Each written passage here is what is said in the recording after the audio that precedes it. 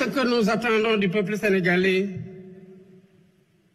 c'est de comprendre que nous devons compter d'abord sur nous-mêmes pour nous sortir de ces difficultés.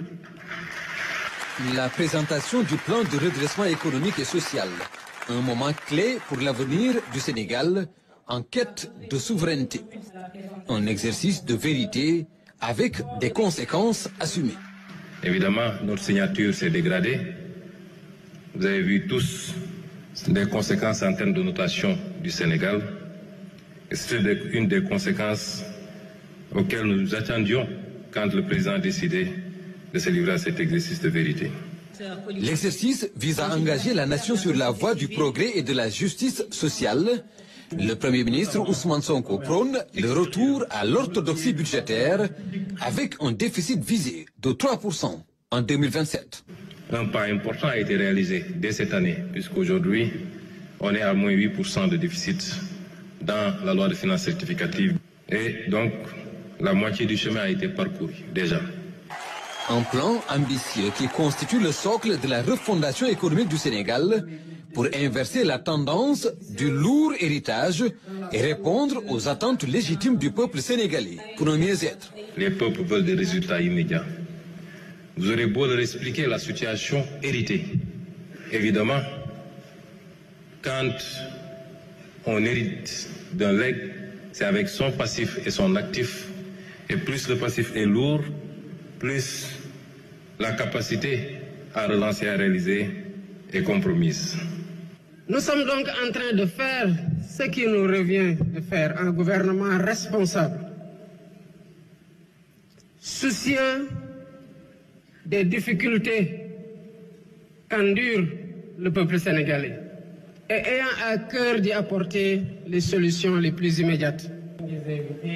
Un appel à compter sur le potentiel et le génie du peuple sénégalais capable de surmonter les difficultés.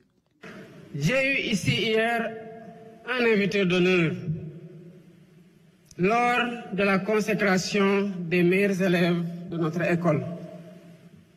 Nous partageons tous, je le pense, la même conviction après avoir assisté à la décoration de M. Pape Nathan Goubaye. C'est qu'avec de la volonté, nous pouvons déplacer des montagnes.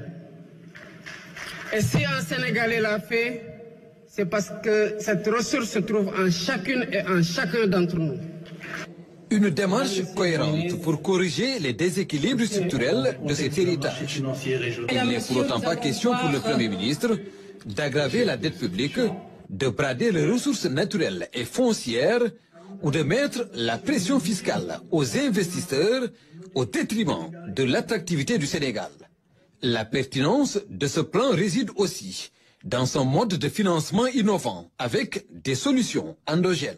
90% des ressources sont attendues de la mobilisation de ressources endogènes sans endettement.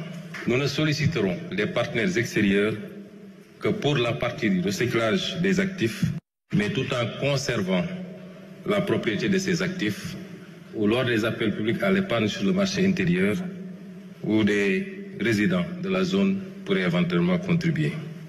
La rationalisation des dépenses publiques, une étape décisive dans la mise en œuvre du projet politique du président Bassirou Diomaye Faye, qui mise sur la résilience et l'appropriation de cette démarche.